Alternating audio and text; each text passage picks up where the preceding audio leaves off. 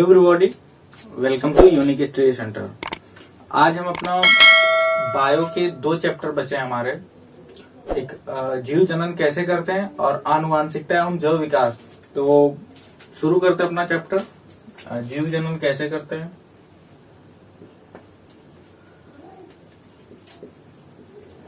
और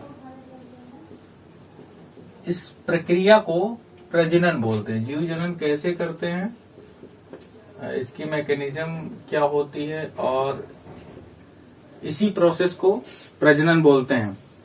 तो 2 तरह का होता है, 2 तरीके से जीव प्रजनन मतलब जो ऑर्गेनिज्म है वो रिप्रोड्यूस करते हैं।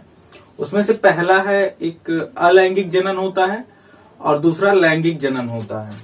तो ये प्रजनन या जनन 2 तरह का होगा।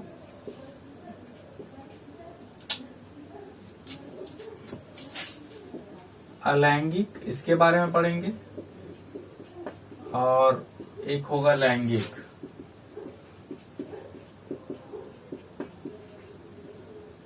पौधों में दोनों तरह का प्रजनन होता है, अलैंगिक भी होता है और लैंगिक भी होता है। ज्यादातर पौधों में अलैंगिक ही होता है, और ह्यूमन की जब बात करेंगे मानव में, तो मानव में लैंगिक जनन ही होता है। तो लैंगिक जनन कितने तरह का होता है, कौन कौन से इसके हिस्से होते हैं। तो पहला होता है खंडन, जिसको हम फिजन बोलते हैं। दूसरा होता है पुनरुद्भवन,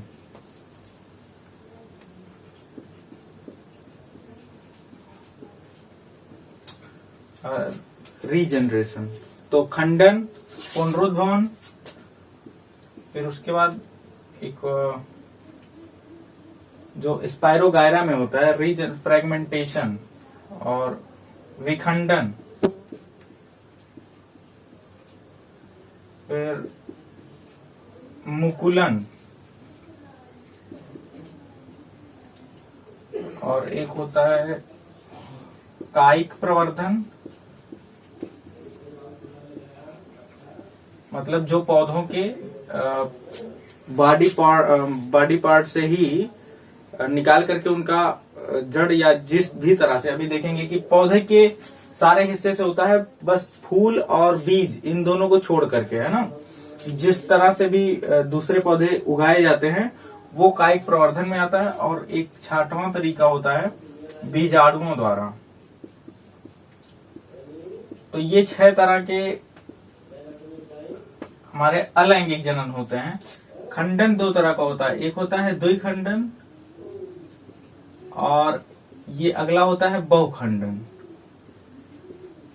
अभी हम खंडन की डेफिनेशन देखेंगे क्या होता है।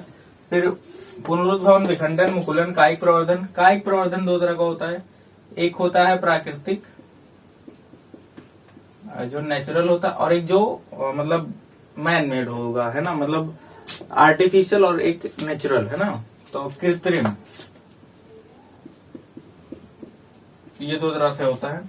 ये हो जाएंगे हमारे पूरे अलैंगिक जनन के सारे पार्ट। तो इस चैप्टर में ये, और लैंगिक में 2 हम देखेंगे, एक तो पौधे में और एक मानव में। पौधों में जो होता है वो जो हिस्से इसमें पार्टिसिपेट करेंगे, एक तो बीज होगा और दूसरा फूल होगा, है ना, पुष्प। तो ये दोनों, और मानव में बाकी मेल फीमेल या जो भी गैमेट्स, या आगे देखेंगे अभी क्या होता है। तो खंडन देखते हैं क्या होता है। खंडन एक ऑर्गेनिज्म होगा, वो कई सारे हिस्से में बट जाएगा और दोनों फिर अपने आप में कंप्लीट हो जाएंगे। इसको हम खंडन बोलते हैं।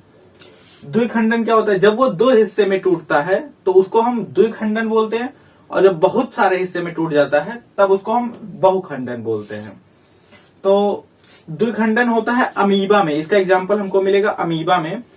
अमीबा में होगा क्या, एक अमीबा एक कोशिकीय जीव है, एक अमीबा रहेगा, इसका एक कोशिका रहेगी, और ये आगे चल करके ये जो सेल है ये 2 सेल बन जाता है इस तरह से, और आगे इसका जो अगला स्टेप होगा ये कुछ इस तरह का स्ट्रक्चर ले लेगा,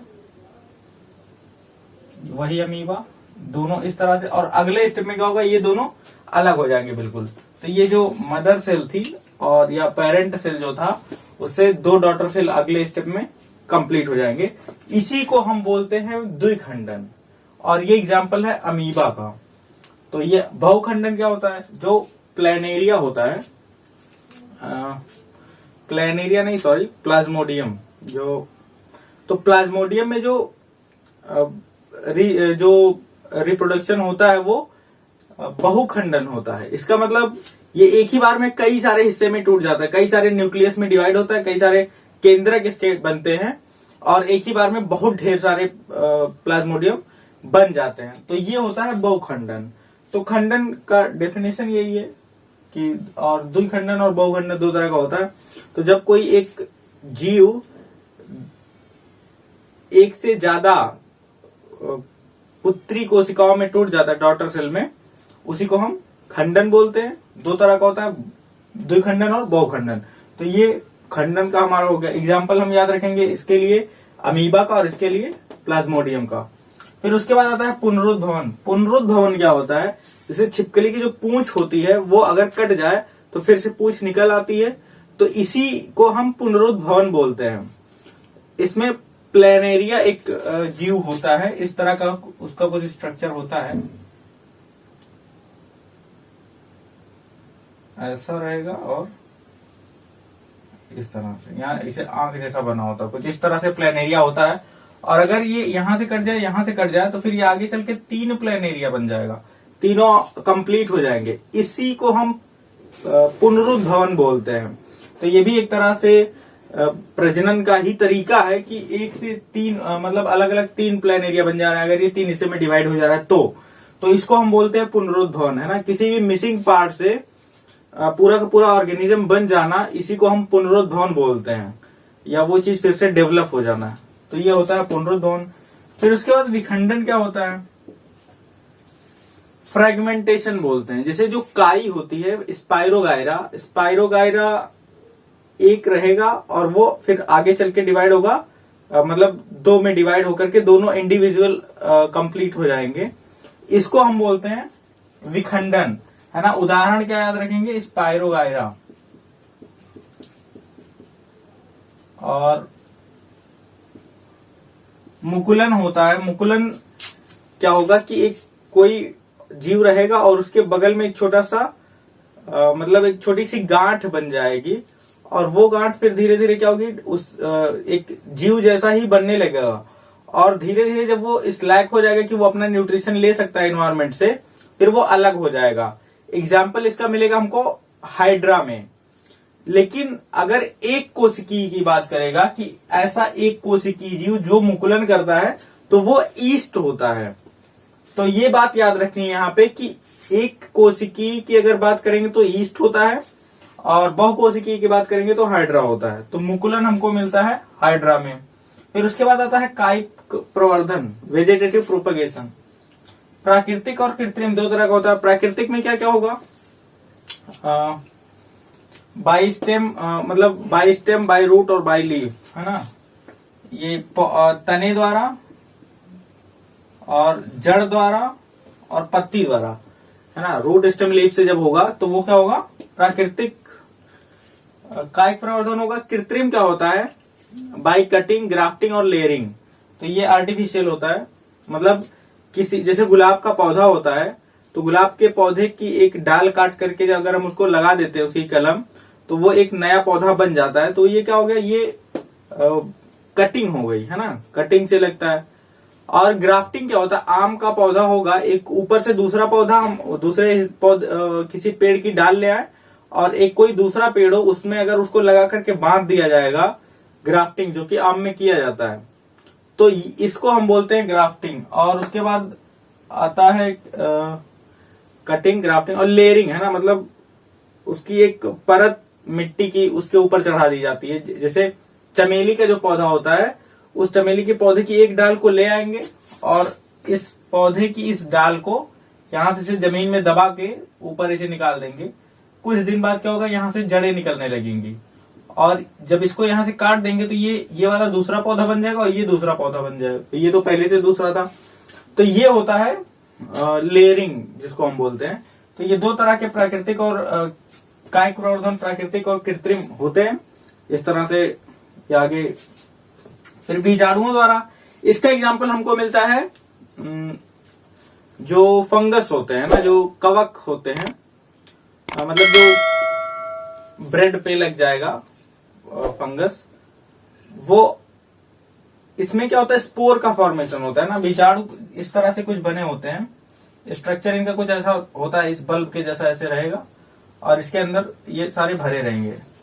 और जब ये और ज्यादा डेवलप होता है तो ये यहाँ से टूट जाता है और ये पूरे हवा में मिल जाते हैं। और ये सारे जो बीजाणु होते हैं हवा में मिल करके पूरे वातावरण में फैल जाते हैं। जहां पे भी ये फेवरेबल कंडीशन पाते हैं, मतलब जहां पे ये उग सकते हैं, जैसी वैसी कोई इनको जगह मिलेगी तुरंत ये वहां पे गिरेंगे और फिर अपना ग्रोथ शुरू कर देंगे। तो ये बीजाणुओं द्वारा फिर इस तरह से प्रजनन होता है। तो ये पूरे हमारे अलैंगिक जनन के तरीके रहे, खंडन, पुनरुद्भवन, विखंडन, मुकुलन और कायिक प्रवर्धन और बीजाणु द्वारा। ये अलैंगिक का है। लैंगिक में जो हमको पढ़ना है वो पौधे का पढ़ना है। इसमें हम फूल का पढ़ेंगे। फूल में किस तरह से फिर परागण क्या होता है, स्वपरागण क्या होता है, पर परागण क्या होता है, और फिर मानवों में किस तरह से होता है निषेचन और फर्टिलाइजेशन। तो ये सब देखेंगे क्या होता है। तो अगला हमारा आ रहा है, हम फूल के बारे में देख लेते हैं, क्या क्या स्ट्रक्चर होता है, कैसे बना होता है और क्या क्या नाम होते हैं उसके।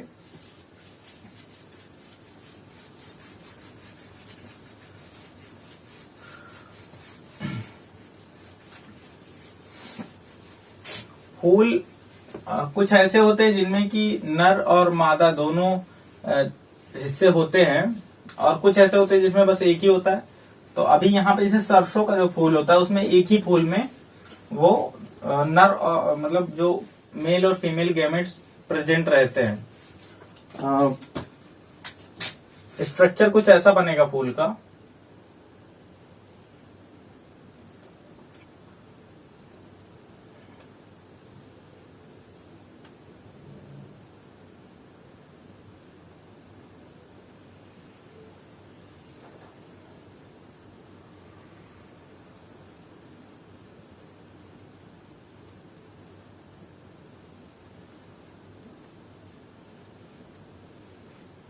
ऐसा कुछ होगा और इधर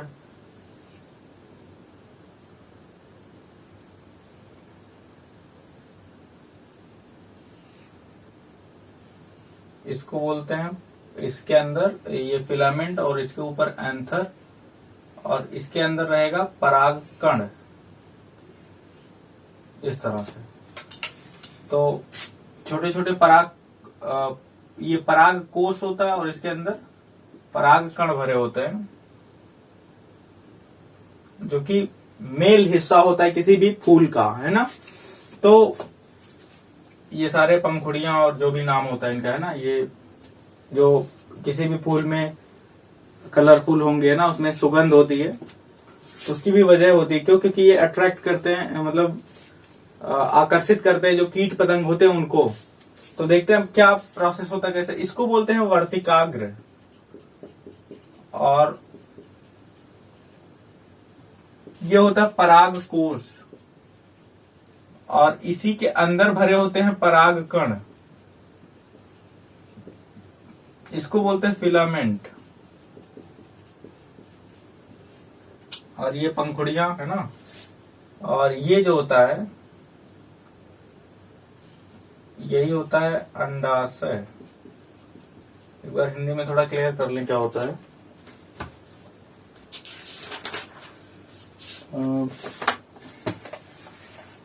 अंडाशय ही होता है।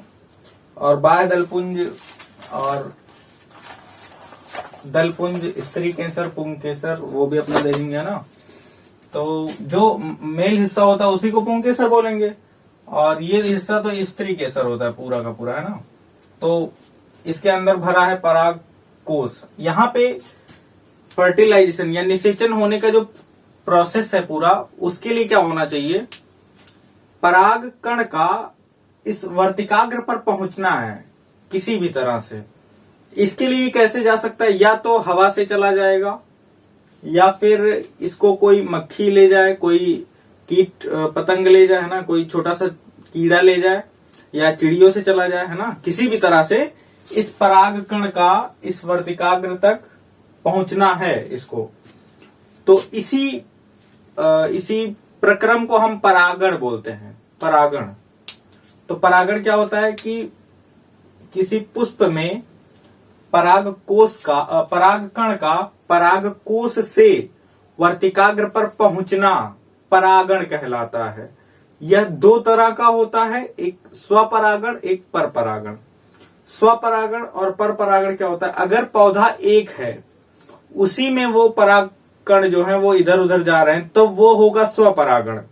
अगर दो पौधे हैं, इस पौधे का परागकण आ जाता है इस पौधे के फूल पर, इस पौधे के फूल के वर्तिकाग्र पर दूसरे पौधे के, इसको हम परपरागण बोलेंगे।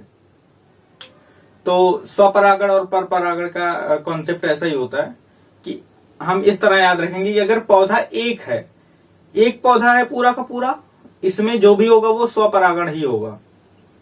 दो पौधे आ जा रहे हैं तो फूल तो अलग हो ही जाएगा।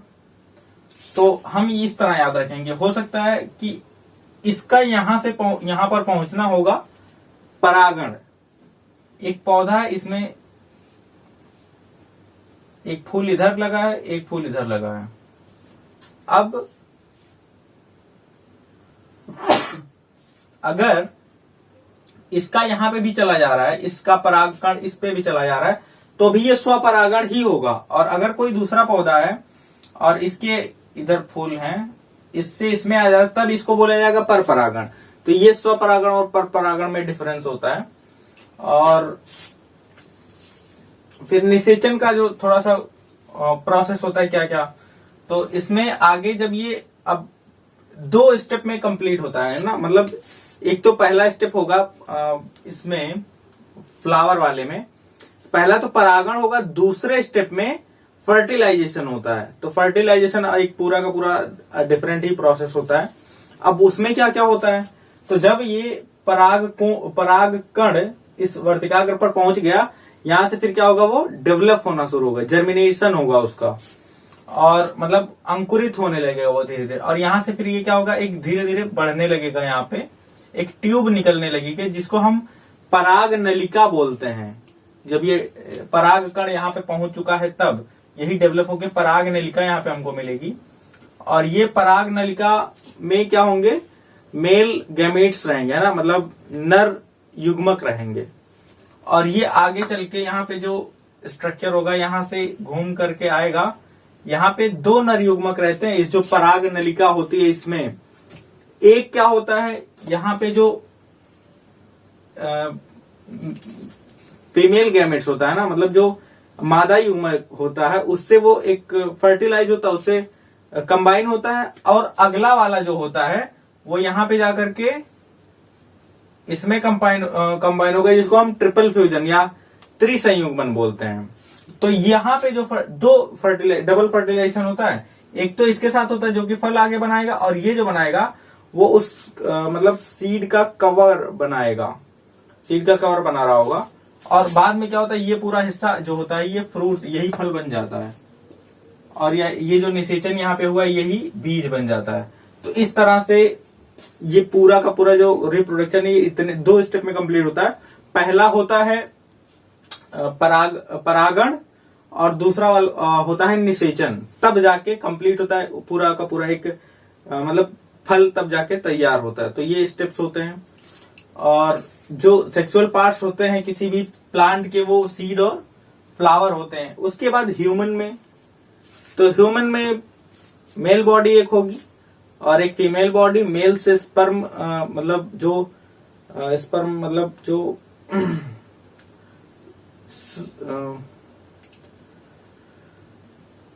शुक्राणु बनेंगे, और जो फीमेल बॉडी होगी उससे अंडाणु बनेंगे। दोनों आपस में जब फर्टिलाइज होंगे तो फिर धीरे धीरे युग्मनज, इसको क्या बोलते हैं, जाइगोट फॉर्म होगा। और उसके बाद वो धीरे धीरे बेबी का फॉर्मेशन आगे प्रोसेस होने लगता है, बढ़ने लगता है। और 9th मंथ का टाइम लगता है, अब बाकी सबको पता है। तो अगला चैप्टर अभी कंप्लीट कर लेते हैं ना। डिटेल में अगर थोड़ा देखना है तो आप जो साइंस की प्लेलिस्ट की वीडियो वहां पे जाकर के आप फुल देख सकते हैं, तो यहां से ज्यादा डिटेल वहां पे रहेगा। और लैंग्वेज की प्रॉब्लम नहीं होनी चाहिए क्योंकि दोनों यूज किया गया है।